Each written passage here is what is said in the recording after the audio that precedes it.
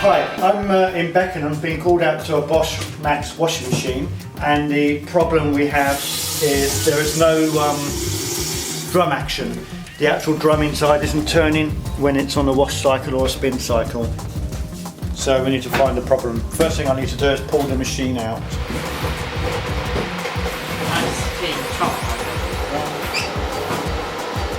Okay, we've removed the rear panel and the belt's okay, so I have a suspicion that it's probably been the motor brushes.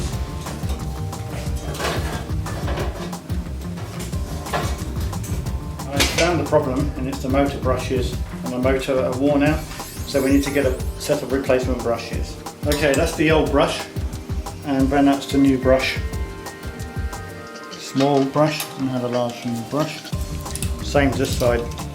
New brush here, new brush both sides, and that should cure the problem. And the other side.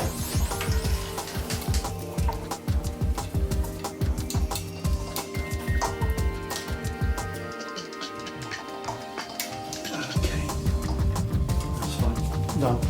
Okay, the machine's been done now. The new brushes are fitted to the motor, and the motor's now working.